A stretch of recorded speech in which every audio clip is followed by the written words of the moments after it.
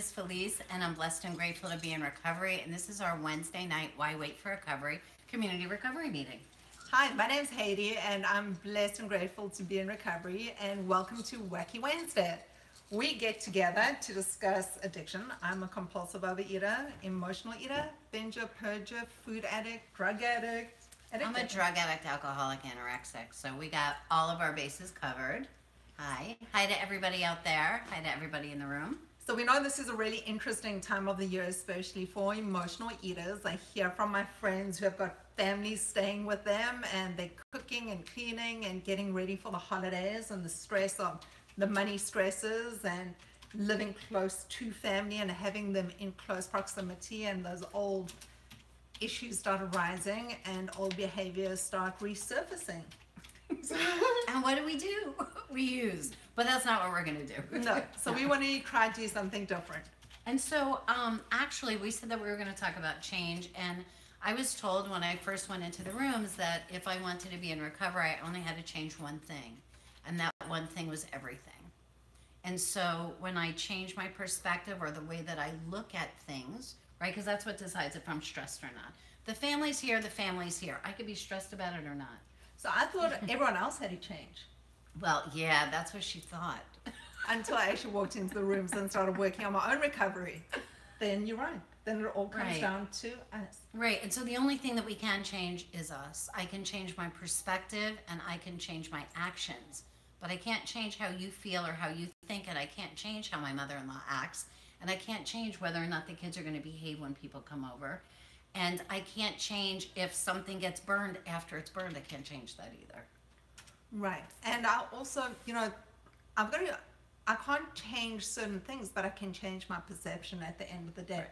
And one of the things that I needed to learn was looking at food as a dangerous substance that I'm picking up, because I always used to denigrate my food addiction when I looked at other addictions and say that it wasn't that serious. And because food is everywhere and I needed to live. But the thing is, when I pick up and I start using food as something to change the way that I feel, it's the same as any other drug that I'm using. Yeah, and we talked about that last week because we had somebody say last week, you can't really compare heroin to cookies. And until we understand that it's not about what we're picking up, but it's why we're picking up, right? So it doesn't matter if it's sex or alcohol or heroin or cookies. It doesn't matter what it is. It matters why are we doing what we're doing. Why do we look at the world and try to control things that we're not in control of, which makes us stressed and unhappy and fearful, as opposed to learning to change our perspective, which is what you were talking about. We could change the way that we look at stuff, and we can also change our own actions. And our reactions. Right. So, when I started looking at why I started picking up, most of the time I was uncomfortable in my own skin and I wanted to fit in. And being around huge crowds of people could also be a trigger for me because I'm not that comfortable in large crowds. Great or when it's an intimate environment, but when it's a large group, or when the dog is barking, somebody do something.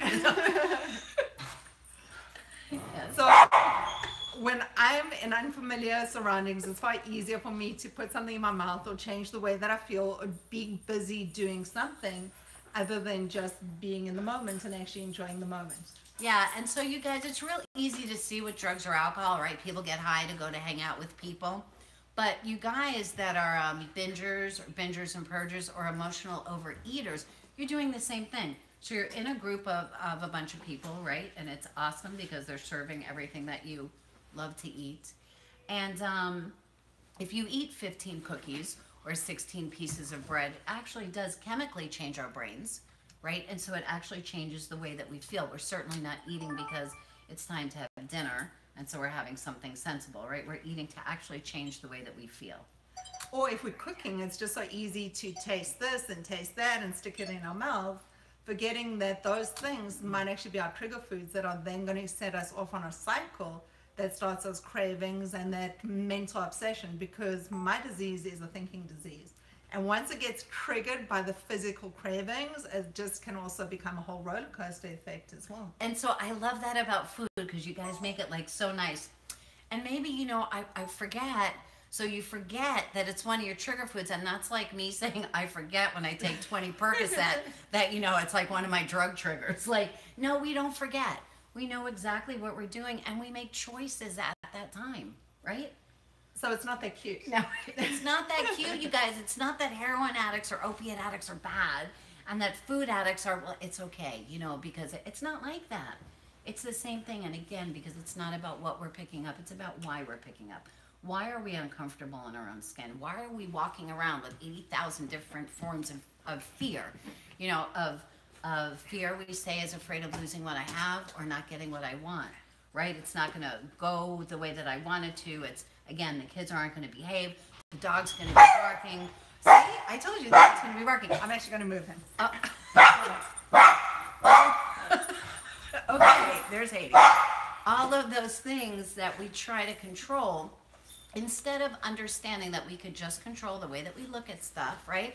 I could control the way that I view my world, and I can control my own actions. But I can't control anybody else's actions or the way that anybody else sees me or sees the world. So we're going to do a quick check-in. I'm going to start up here. Hi, Jess. Can you hear me? Are you muted? Unmute. Yeah, I couldn't find my unmute button. How are you? But hi. Hi. What's I'm going doing on? good, thanks. I can't hear you. Oh, what's going on? Anything new? Yeah, I stopped going to my aftercare group. Okay. That I was in.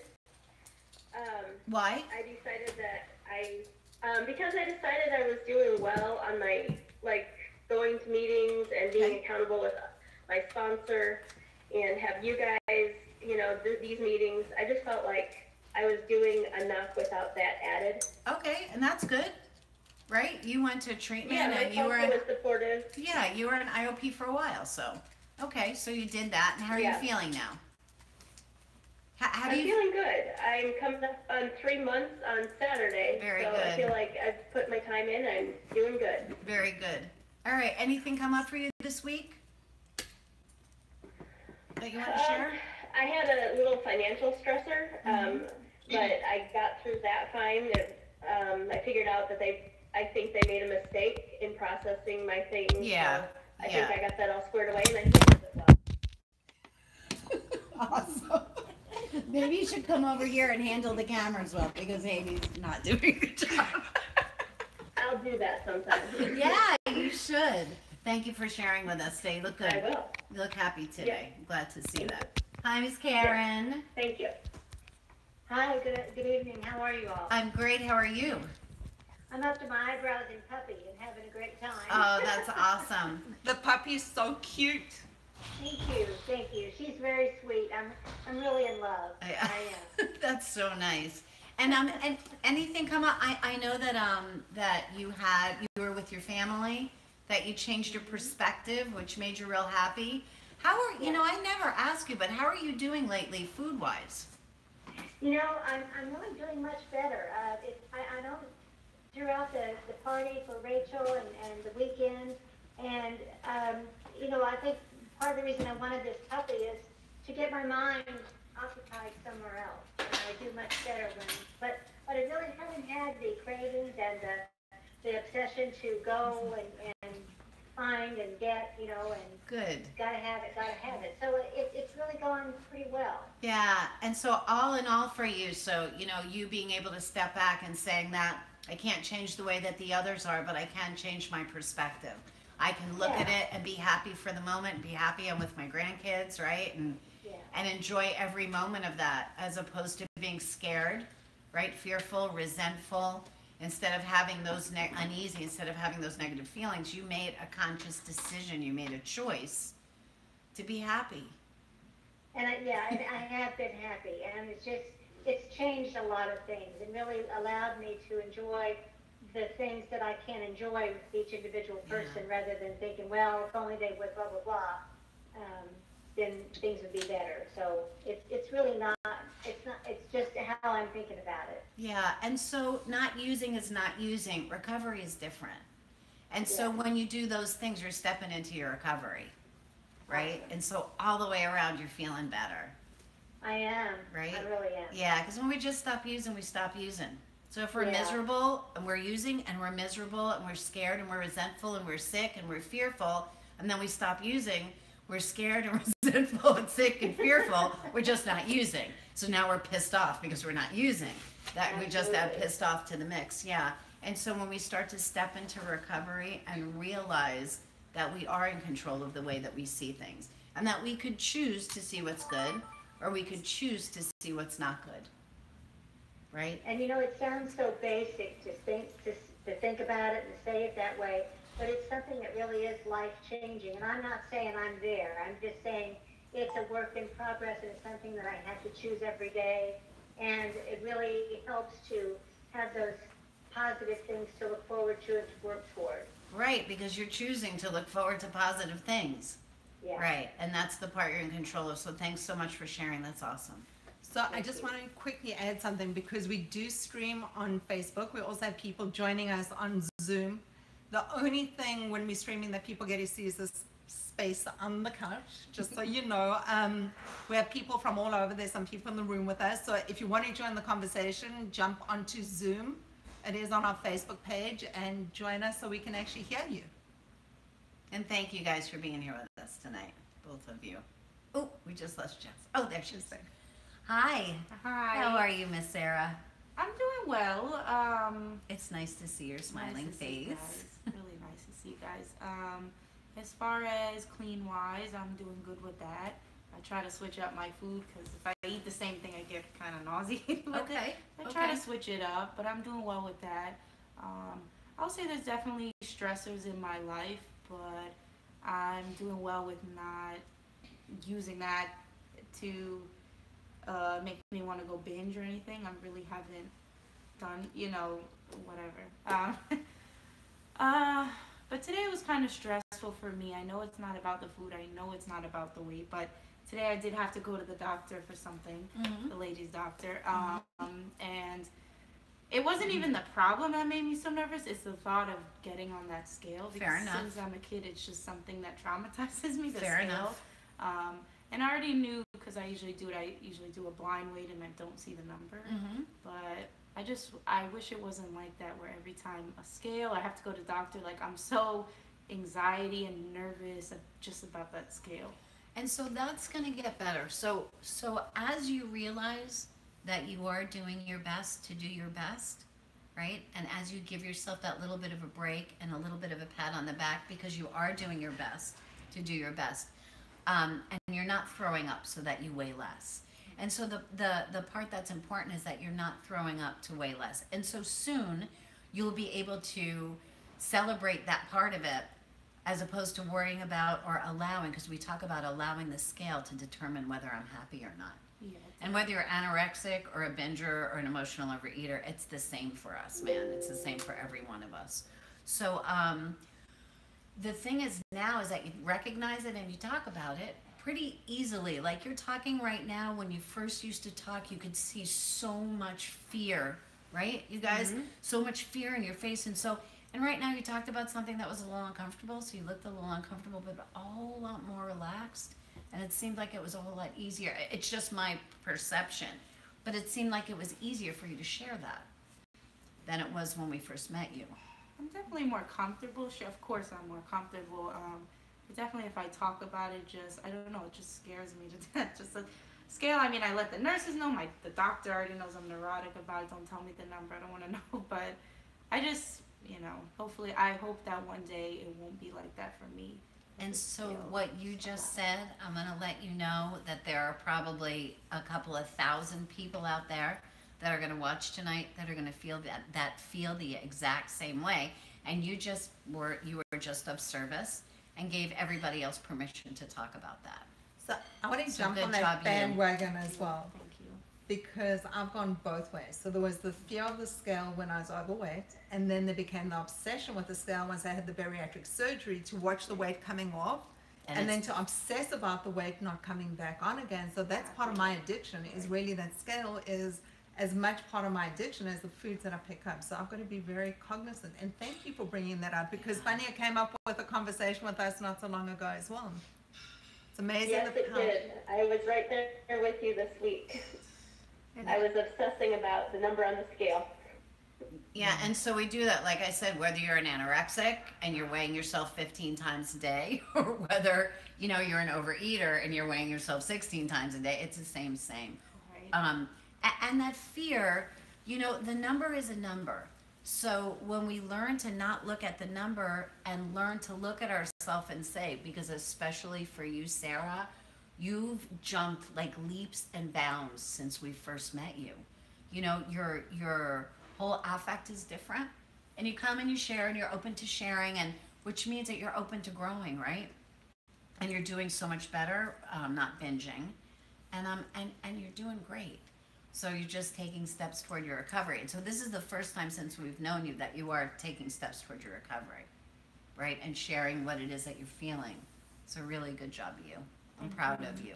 Thank you. And Really I was just proud of you. going to say that I can relate to that. If I lose a lot of weight, I become obsessed. If I gain weight, then I don't want to look at it. Right. So I could never understand how my husband could lose like 3 pounds in a day. I mean, I would sniff his food and gain 5 pounds just by smelling it. But we're having this That's conversation. really not true. That's just what people say when they're gaining weight, by the way. But we're chatting about this. Jess was saying how she was getting into clothes that she didn't fit into before, and then getting upset about a number on the scale. We're going, but maybe we should just look at the clothes that they're fitting and they loose and they feel better, and go by the way that we're feeling rather than what those numbers are that are trying to determine our mood. Right, and by how we're feeling, you know, Jess, you smile a whole lot more too. Right? And so that's Yeah. got to be a big important part of your life, is that you're happier. Right? Not just what the scale says. When I'm Because happier, I do more. of course, and when you're doing your best to do your best and you are doing that next right thing, then the weight's going to come off. It's not, we're all addicts. So everybody wants to lose 45 pounds in 3 days, but it doesn't happen like that. Right? It Right. doesn't happen like that. But eventually with that lifestyle change, you'll be getting better. As a side note, you're getting thinner just because you're treating your body better. Right. Right? And you're treating your head Exactly. better, and you're not running away from what you're afraid of. You're dealing with whatever it is that you're going through, right? Right. And people at work are saying things like, "Oh, what are you doing?" You know, because they notice the weight loss. And it's like, well, it's this recovery thing, you know? It's the You know, recovery it's like, thing. it's not a diet, guys. It's just recovery. And good for you, and I love that you wear your recovery like that. You know, I think it's awesome. You know, I tell everybody I'm in recovery because it's easier for me to tell the truth than to have to worry about who knows and who doesn't know, and what happens if this person tells that person because of that person. You know, because I'm the bad addict. I'm the drug addict, alcoholic, anorexic. Not like you, not so bad addicts who just gain whatever. But so it's easier for me. It's part of my not lying, is just to be upfront with that. But it feels kind of Yeah. nice to say, hey, you know what? I'm in recovery. Right? And that's what's Yeah. working for me. Right? It's Yeah, like and drink. people are supportive. Right. It's like drinking the sugar-free Kool-Aid and wanting everybody else to drink the sugar-free Kool-Aid too, right? The proverbial Right. sugar-free Kool-Aid. So when I was in the height of my addiction, I was really miserable. I was picking up to change how I was feeling, and I found as I became happier, the food became less of a focus because I didn't want to pick up because I was happy and I was doing and busy and focusing on other things, and my world was a lot wider. Mm-hmm. You know, instead of sitting in this little space, it became full of other people and new friends and new places. And Yeah, and we get to be of service, which is what really takes us out of our head, right? Right? Isn't it nice, like that No, you get to be of service? It's true. It is really nice. Yeah. It's very nice. So we always say that, you guys, when you're stuck here, go out and do something nice. Put your hand out to another addict, or go out and do that random act of kindness for somebody. Get out of here and put yourself in a place that you could be of service in the universe, to the universe, right? Spread the love, man. Right? Right? We got to give back. Okay. Thank you. Thank you. Luce, what's up, Lucy? Not good. Okay. Why? Remember, you got 15 seconds, so go. I've been going to therapy, and it sort of like threw me into a spiral, and opened up a can of worms, and it opened up a whole lot of shit. And I've been binging. Okay. And so you're upset, and so you're binging so that you can punish yourself, Oh, so yeah. that you can be more upset. Oh, yeah. So what happens is we're miserable. We use that as our excuse to use. Once we're using, we don't have to pay attention to how we're miserable anymore. The only thing we get to pay attention to is what we're using and how that's making us miserable. So now, as long as I'm paying attention to myself being an active addiction, I don't got to look at me anymore. Now it's not about me. Now it's just about me being an addict. Mhm. Right? Mhm. Stop it. Stop. Stop it. It's your choice. So the binging isn't making you feel any better. No. Right? So you're doing it. You feel out of control. I'm sure you felt out of control about what you were speaking with your therapist about. Oh, yeah. Okay, and that's okay. And remember, with you especially, the stuff that you're feeling out of control with, usually for you, is stuff that happens in the past that we don't ever have control over. No.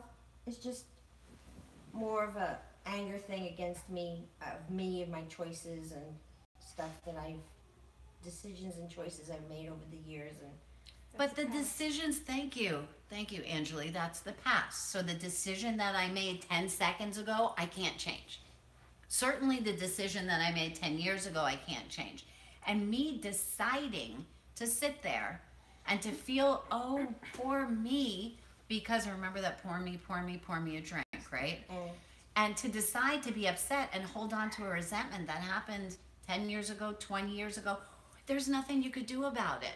So since you can't go back and change what happened, the only thing that you do, you can go back there, recognize it, and say, you know what? What is there for me to learn? What lesson can I learn? Right? So we can make it into some type of learning lesson, like I won't let it happen again, right? Or I love when she looks at me like that, like she just hates me. Or I love that. It means I'm really pissing you off. There ain't nothing you could do. Susan makes you crazy when I say ain't, right? There's nothing you can do about it. It's over. Why do you want to go back and be angry? Go back and learn something about yourself from it. And certainly, let's go into the past. Be angry about something that is over, that I can't change, that's got nothing to do with anything anymore. And then let's use so I can hate myself in the present as well.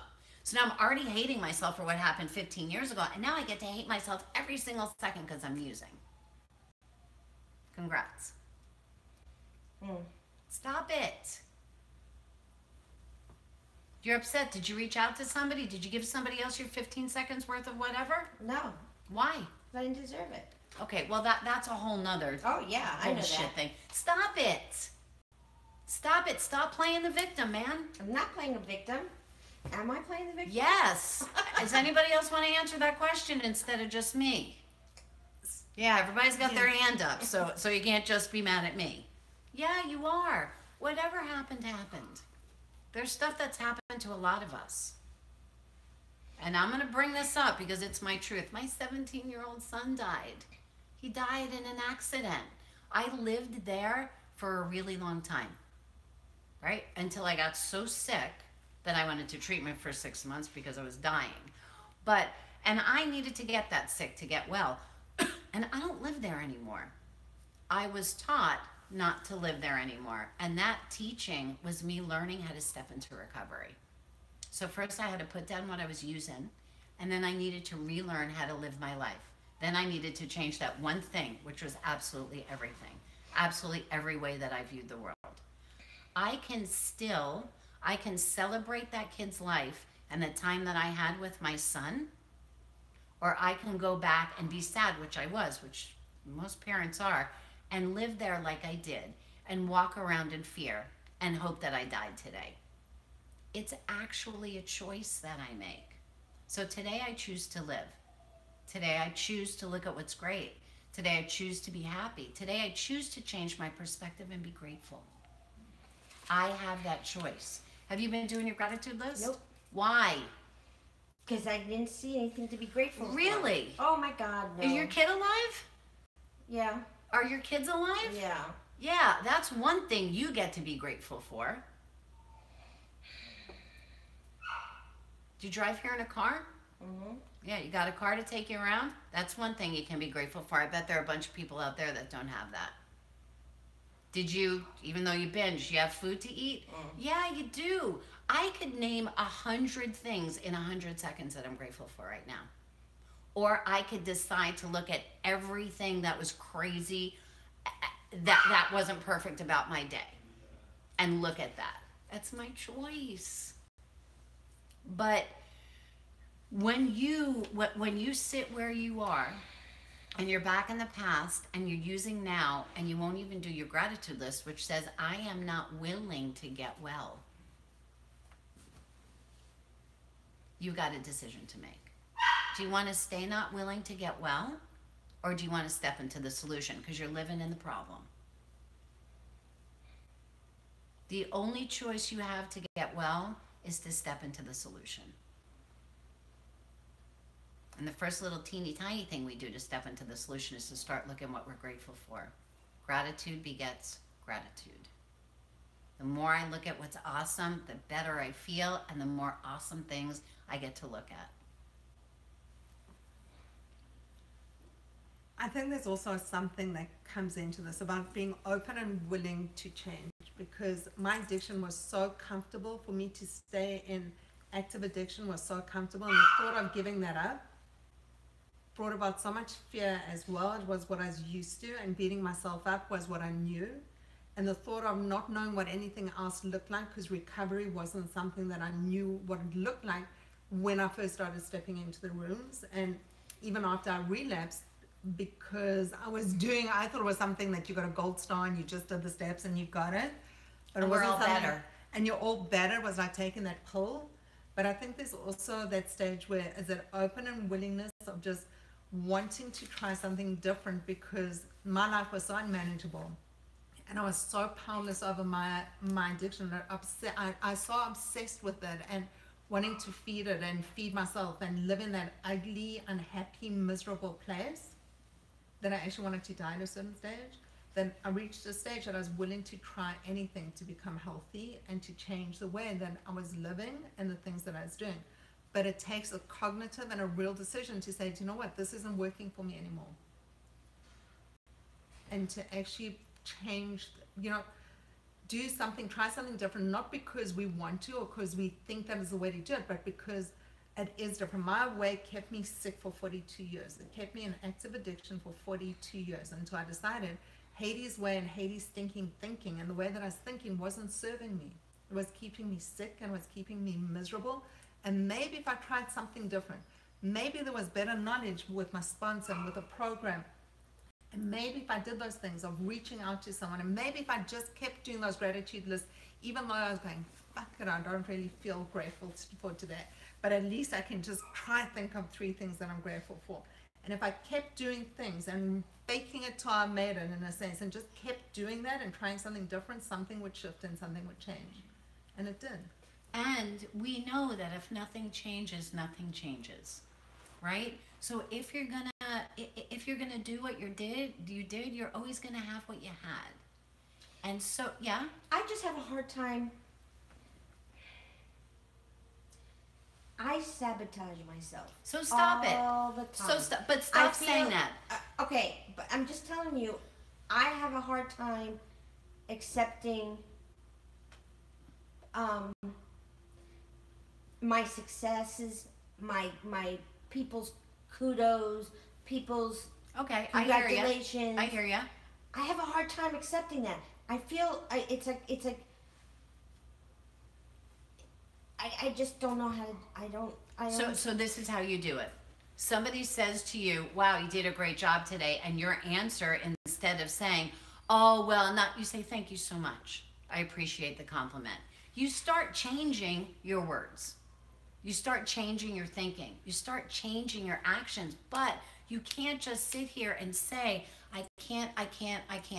You know, one of my favorite quotes is, if you think you can or you think you can't, you're right. As long as we tell ourselves that we can't, we never will. Even if we just say to ourselves that we're going to do our best to do our best. Because that's all we have to do. Do you need to do it 1,000% of the time? No. Everybody, our challenge, everybody's got Lucy's number. So everybody for the next 7 days is going to pay Lucy a compliment, and she is going to chat back with us. And you're going to say something back with us. That's your challenge for the week. What? My compliments are dirty. That's going to be your challenge for the week. You want to get well? Start doing stuff to change. You know, I never realized what a bully I was until I started listening to the things that I'm saying to myself. No one treated me worse than the way that I treated myself. So my friend Lucy has been beaten up, and my request is that you just treat her a little kinder. I know. Okay? So just say, I'll do my best. I'll do my best. Okay, that's all you need to do is to do your best. And everything doesn't have to change today. Just do your best. That's all. Just do your best. You showed up here tonight, right? So that was something, right? So you get kudos for that. So thank you for showing up. Thank you for Thank you for showing up here tonight. Yeah, that was hard. Thank you for showing up here tonight. Okay. You want to say you're welcome? Oh, you're welcome. Okay, cool. And thank you for sharing with us tonight. Okay, you're welcome. All right, awesome. Okay, anybody else have anything to say to Lucy? Since I'm done beating her up? I know, it's like, come on. I said, like, I don't beat myself Thanks up. for being honest. Jess said thanks for being honest. Thank you. You know, Lucy, as I listen to you talk about choices you made in the past, one of the things that has haunted me for more years than I can say is my relationship with my older son. And it still is tenuous. We are getting better. But there's so many times I wish I could just go back and redo what I did or didn't do. It wasn't anything horrible, you know. I wasn't outwardly abusive, but between us, there just was something that just didn't gel. And I have so much regret about that. And I've learned through this recovery process that more about me that makes it make sense what happened. So I'm just wishing that for you, because I think that it's been a huge help. It doesn't take away the past. It doesn't undo it, of course. And, you know, in thinking about this week's assignment in terms of the apology letter and all of that, really has brought that into being for me. Thank you. Thank you, Karen. I love You're Karen's welcome. words. Karen, you always have such good words. Thank you for sharing your words with us. Yeah, and so they say in the big book, we will not regret the past nor wish to shut the door on it. Regretting the past doesn't serve me. Forgetting the past doesn't serve me either, because the past always had something to teach me. Even if I didn't learn it at that moment, I could still be learning from it now. Right? No matter how far down the scales we have gone, we can see how our experience can benefit others. Right? Mm-hmm. So I want you to start paying attention to doing what we ask you to do, not because you want to, but because the people around you that are getting well, that's what they're doing. This one calls me at 1 o'clock in the morning. Do your gratitude list. She don't care if I'm asleep. She don't care if I'm whatever. If I fell asleep, too bad. She's going to wake me up, and I wake up and do my gratitude list because I fell asleep. Happily. Never with an attitude. Because I'm the one that told us to do it, but I'm doing what I told us to do because that's what I was taught to do. It doesn't matter if I want to do it or not. It just matters that I'm doing it. Because it's some way, even for a couple of seconds, to get me out of that, what happened 50 years ago, and to pay attention to what was great today. It's not so much of what happened 50 years ago. It's how did I allow it? But it doesn't matter. It's still what happened 50 years ago. You can use any nouns or verbs that you want to. You're still sitting in the past. End of discussion. Those 15 seconds are way over. You're sitting in the past. Get out of there. Move. Can I say Yes. something? I wasn't sure if I should say this or not, but I'm going to. The thing about, I think as addicts, we think that we think we're special on that. We think when we have an event that happened in the past, we're the only one that's happened to. But through being in recovery for a while now, you realize that everyone has a story and everyone has their own shit. And going back to the gratitude thing, I don't think, well, I shouldn't say I don't think because I don't know how other people felt, but I hated when Felice told me to do gratitude because I'm pretty young, so my parents spent a lot of money on everything. Therapy for me, all kinds of different therapies, all kinds of different helps. I did everything I could do besides working on recovery. And so when she told me to do something as simple as a gratitude list, I was like, that's stupid, that's not going to work. And that simple thing is the thing that changed my perspective, and it enabled me to see outside of myself and start getting better. So I just wanted to share that. So Thank you. to offer that that simple thing, as silly as it sounds, or maybe it doesn't sound, it works, or at least it worked for me, and it works for a lot of people. So I just have to mention something because Liz has brought this up and a few other people have brought it up about them being able to relate about self-sabotaging, and can I please address this? I was self-sabotaging when I looked at recovery like a diet. When I was looking at this process as another serial diet of something that I'd start on Monday, if I picked up it was okay, if I relapsed it was fine. If I looked at this as a question of will and willpower, and not as a decision of recovery that was healthy and good for me, then it became a question of self-sabotaging, because then it became a question of maybe if I pick this up or swap that out, or if I start changing the way I'm eating, or if I'm only shopping here, or if it's Tuesday or Wednesday, or if this one upset me.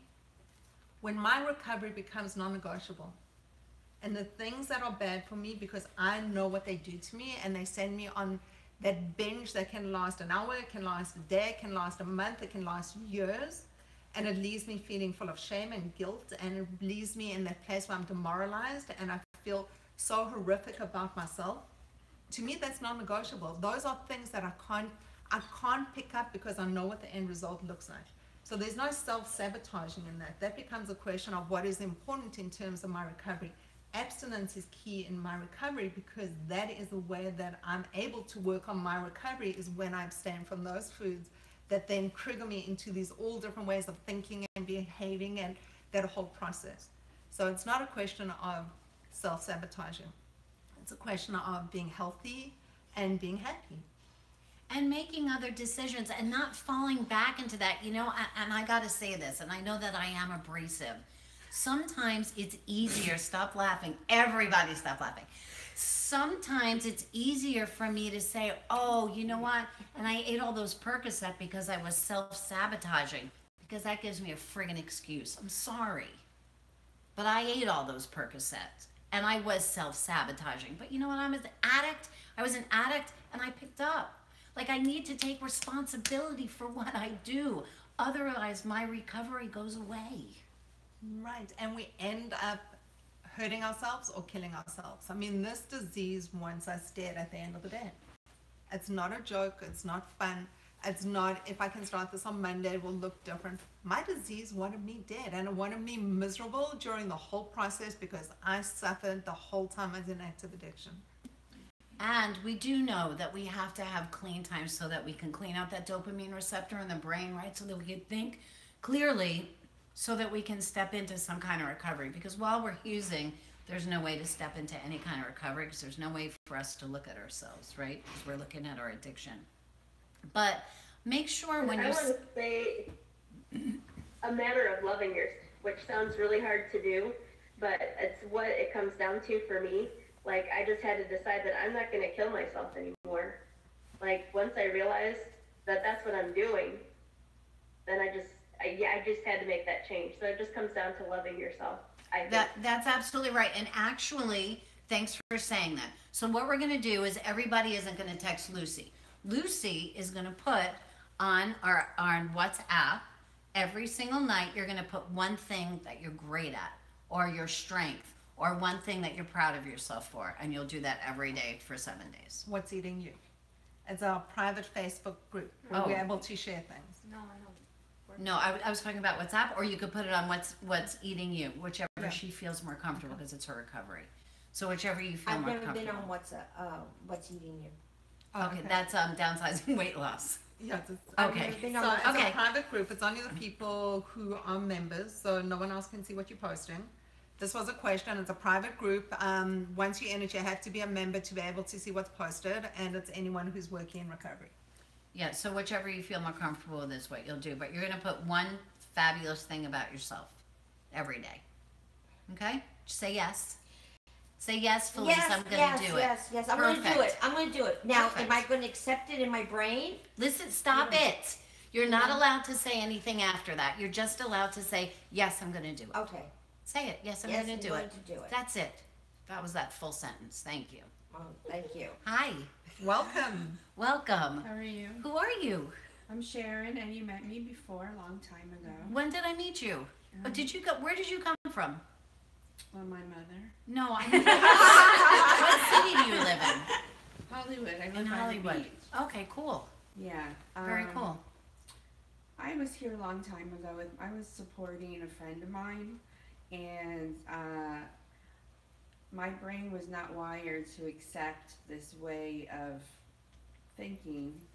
I have been on diets my whole life. I've been thin, I've been fat, I've been everything in between. And in my brain, it came down to having a plan and sticking with it. But I've proved myself wrong time and time again, and my weight is way up for me. I've been heavier before, but it's significantly up. And I thought, in my brain, I thought, I feel like eating this, so I'll eat this. I feel like having that, I'll have that. I'm gonna go get some ice cream. I'm gonna have some pizza. Okay. I'm gonna go for Okay. fast food. Okay. Whatever it is, but I felt, I just want it. Nothing's wrong. I just want it, so I'm gonna eat it. So I realized when I'm a binger, and when I realized that I kept eating that ice cream till it was gone, until I felt sick and I wanted to throw up, Yeah. I said, this isn't normal. This is not just me eating something that I like. This is something, sometimes there's things bothering you and you don't even know they're bothering you because they're so deep. Correct. And I realized, I remembered you, I've watched you a few times online, and I said to myself, I want to go. I don't want to just go though. I want to really do it. Participate. Like have a sponsor and do the steps and Good for and you. take charge of my life, because this problem, and I'm also a cancer survivor, so when I gain weight, cancer feeds on fat, and I don't And need sugar. I don't need another cancer. I don't need to die young. And I was dating somebody that started with fat jokes. And Wow. I know he thought it was funny, but I really took it to heart, and it really hurt. And I said, I got a problem, and I can't do this by myself. I need help. Bottom line, I need help. So first step is to just show up. Congratulations. So And welcome here. I'm Welcome. really proud of you. That was a whole lot to say. So that was awesome. Were you ever in any recovery group? no. In AA or NA or OA? I've been Or? to OA, but I didn't do the steps. I just listened. Well, the reason why I asked is because you talk like you have a little bit of recovery background. So that's why I was asking, because you seem pretty I've been comfortable on talking every about that. diet that there was ever But that's got nothing to do with invented, recovery. and Yeah. yeah. That's, yeah. I gained and lost, and Yeah. gained and lost, Yeah. and that's not dealing with with whatever's deep down. Right, what, is- what's eating you, and so that makes you the same as every other addict. Whether Right. you're picking up food or crack, it makes you the same as every other addict. So Right. thank you for sharing that. Sure. Awesome. Thanks for being here. You're welcome. Thank you. I'm really glad that you're here. Thanks. Thank you. Hey, girl. Hey, See, I already picked on Lucy Alley, so I probably don't have to pick on you tonight. I Sorry, just appreciate it. one See, I second. did that for you. So someone asked where See? are we? You have my heart. Someone asked where we're located. We're in Southeast Florida. So if you're local, come join us in the room. Yeah, come over. Um, How are you, Allie? good. At what point does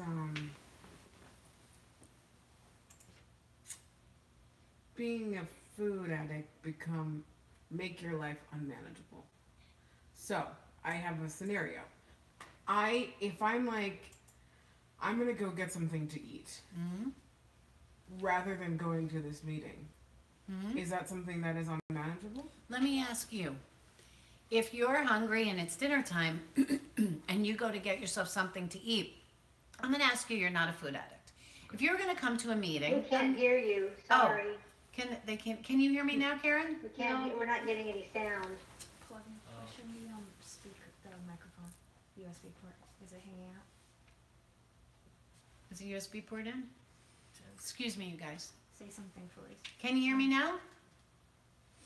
They still can't hear me. You talk. Okay, yeah, I'm gonna talk. So, I'm gonna talk to somebody who's not a food addict. So let's say you had plans to do something, but you were hungry and it was dinner time, and you decided to go out, for dinner, whatever. Would you think that made your life unmanageable? No. No. Okay. No. So where does that come in? You mean because you missed the it was called the movie. You missed the meeting because you decided to go out to dinner?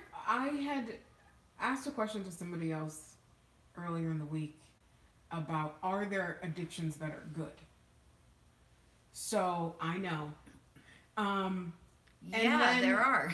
Yeah. But so, it was answered as like running, for example. Right. You get up every morning and you run. However, if you... Can they hear you, Karen?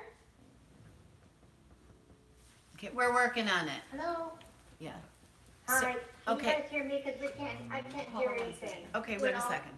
We Wait can't a hear the meeting. Okay, wait. Yeah, we're Wait. not getting anything. Okay, so here's the thing. Like you said, are there any addictions? Okay, and then something happened. Okay. So you say, are there any addictions that are good? If they're actual addictions, no. Well, when people say I'm addicted to my puppy because I got a new puppy and I'm so happy to see my puppy, and it's like, I always call my grandkid, like I'm like, babies are like baby Is that crack. a bit better? You know what I mean? Like you see him and you want to see him more and you want to hang out more, and that's a good, healthy thing. If you're a runner and you run an hour a day and that's your thing, you're training for a marathon, that's your thing. If you're, so we're going to check our motives. So it's always going to go back to check your motives. So what's the motive?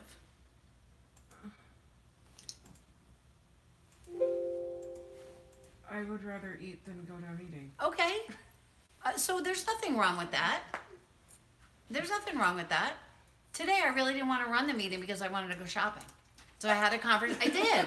It's Christmas.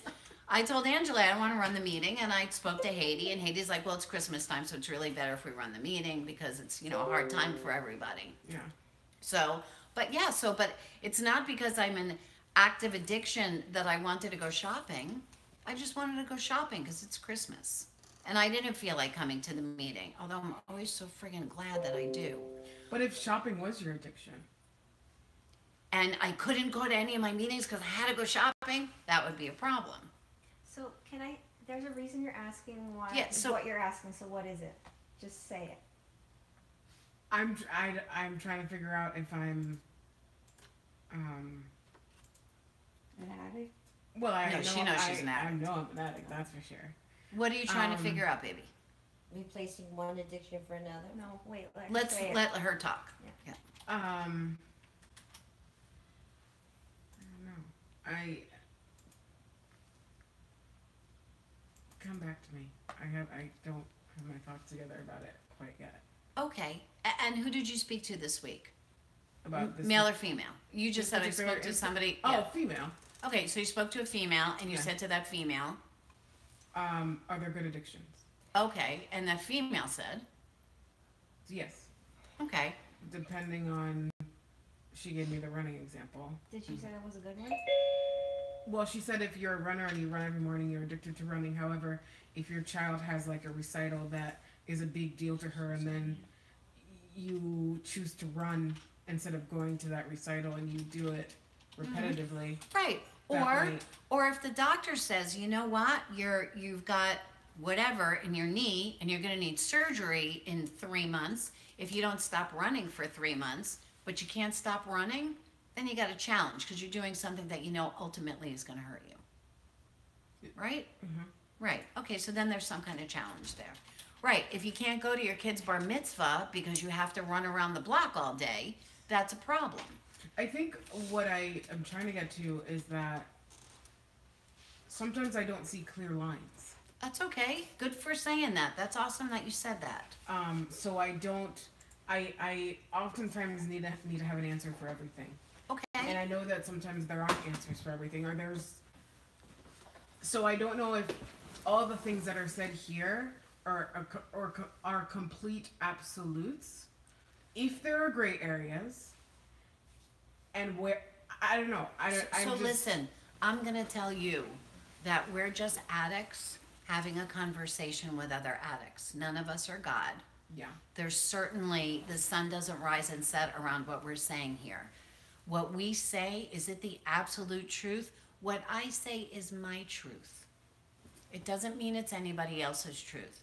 I'm just sharing my experience, strength, and hope with you. My experience was that I lived a really crap life, really unhappy and fearful and sorry and angry and scared. And I used, right? And then what happened was I got clean, and I know that when I'm clean and I'm in recovery, that I'm pretty, like, I'm happy like the majority of the time.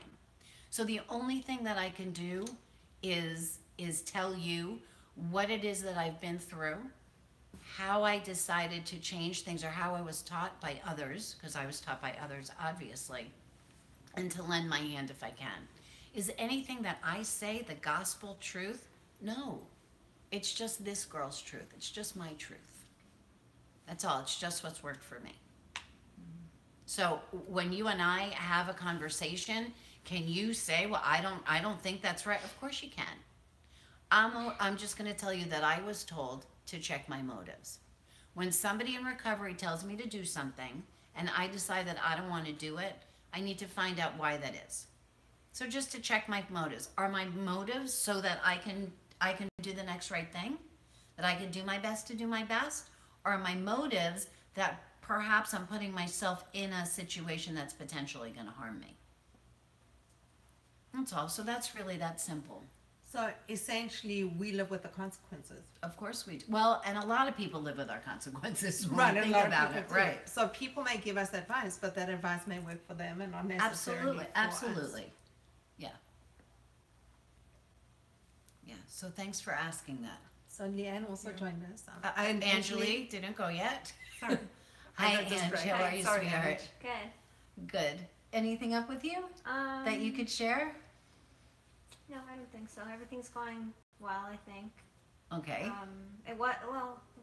Yeah, I mean, you know, yesterday or whatever day it was, I was struggling with some stuff and we talked it out and I feel better.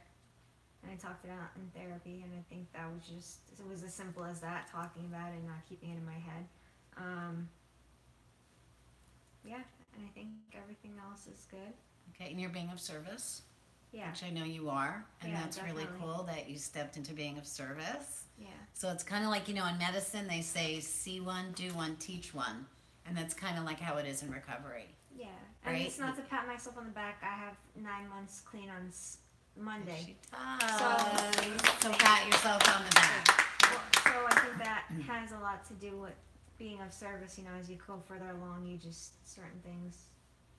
Not that you do them because you're supposed to do them. You grow into that. It's Right. just a thing you learn, and you see what was given to you and how you got clean, and you give back in that way. Yeah, share the love, man, right? Yeah. Yeah, thank you. Thank you, Mama. Thanks. Yeah. Leanne is up there. Hi, Leanne. Can you hear us? I think you're still on mute. You may need to. You're on mute, Leanne. Oh, There we Is that go. better? Much better. We can hear you. We have 7 minutes. Okay. hello. Hi. Hi. Hi. Yes, so I joined a little bit late, so I missed a little bit. That's but, okay. Yeah, I'm struggling a bit. I've had a migraine for the last 4 days, so it hasn't been great. And I think, well, no, I know what I'm struggling with, and I know addiction is addiction is addiction, and I think, no, I know what I'm struggling with, and I think I'm Okay, what is it that more you're as struggling with? food just not being so much as an addiction, and I know for me it is. I know for everyone it is. So, wait, stop talking. Stop talking. So what part of the food are you talking about? Are you starving yourself or binging? Well, Are you answer my question? Are you starving yourself or binging? Please answer my question. I was kind of doing both, I guess. Okay. No. I was kind of doing both, maybe. Okay. All right. All right. So that puts you in active addiction, right? You doing any drugs right now, or just the binging and purging and starving and No. stuff? Okay. Just eating erratically Okay. and starving. Okay. Yeah. All right. So first step is honesty. So you get on the call, right, and you say, "Hey, you guys, I'm using." Okay. All right. Thanks for Now, sharing that. Excuse me, who will I call? Who will I call to say that to? Because I don't have You anyone just here did. that I can call You and say that you to. you just did. You just said it at our meeting, Okay. right? Right. So you showed up and you told the truth. Okay. So you got that Yeah. off your chest. All right. So we've had a lot of people show up and tell the truth. And also we have that Yeah. Facebook page. So when you're struggling, it's our group, it's a private group. Lots of us post when we're struggling. And as we're struggling, we post. So then we get feedback from who's ever available at that time. Yeah, and you Reach could do out. that. Yeah, you could reach out like that anytime you want. We all around the world. People are in different time zones. So anytime you reach out day or night, there's going to be someone that reacts back. Okay. Not gonna say. Yeah, I know, because we're not supposed to talk about the food, but I'm not sure. I know no flour, no starch, no all of that, but I'm not sure what the other things are not allowed, or not really, because I'm really not sure. That's my thing. Okay, so what I want I'm you not to sure. do, listen, I want you to take a Uh-huh. breath. I want you to breathe. Okay, I want you to ask your questions on what's eating you. Are you part of the group? You're in what's Yes, eating yes. you. Of course you are. Okay. So Yeah. I want you to go ahead and put up online whatever questions you have about the food. There's lots of us that will respond to you. Okay? Okay. Yes, I'll do that. Okay, baby. All right. Okay. I'm sorry. Thank you. I'm sorry to start cutting things off, but we got a few minutes left before. And we're gonna we make this meeting short. We were aren't going to do a 20-minute meeting tonight because we thought everyone's rushing to do shopping and stuff, but here we are and it's almost 10 o'clock. So we are definitely meeting Sunday morning at 9 a.m. Yeah. Because it is the holidays Christmas. and we are here to support each other, and for some of us it is a difficult time. So we are here 9 a.m. to 10 a.m. Eastern Standard Time.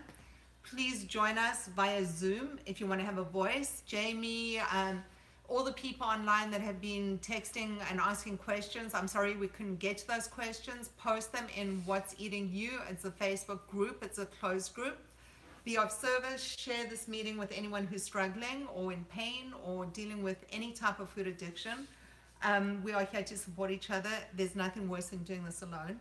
Well, we can't do it alone, right? We can't do it alone. Yeah, it's impossible for us And to we do it can't alone. stay in recovery unless we are sharing it with other people. And the newcomers are the most important people in this group. And also, as food addicts, we need to have food plans. We need to have a plan of action. And the most important plan is our gratitude list. 3 things we are grateful for every single day. Our strength for the day. And we try to use the strength from today from one of the principles from the 12-step programs, from any of the A's, the AAs, NAs, OAs, any of the A's, anonymous programs. Go to meetings, join this meeting, reach our community. If you're struggling, that is what we do. Sharing our secrets helps us get healthy and helps us stay well. Yeah. Yeah, so get out there. Get out of your head. Get out there. If you have a question, post it up online. And like I said, lots of people will answer. I think, was it Karen that posted? Who posted some question? Karen, Yeah, did you get responses, Karen, when you posted? She's so cute. I muted, yes, I did. Yeah. I got a lot of responses, and it was very helpful. Good. And Jess, I always see you up there too, so thank you for that. Thank you for You're that. welcome. And are we wrapping up? We are wrapping up until Sunday. Okay, so I am so blessed and so grateful to be in recovery, you guys. Addiction sucks and recovery's hard, but recovery's awesome. So addiction sucks and it's hard. So recovery's hard, but it's awesome.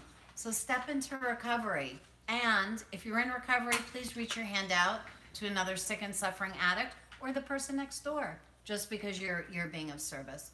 I'm blessed and grateful for every one of you, especially you guys who share, because you help keep us all clean in the rooms. And my name is Felice.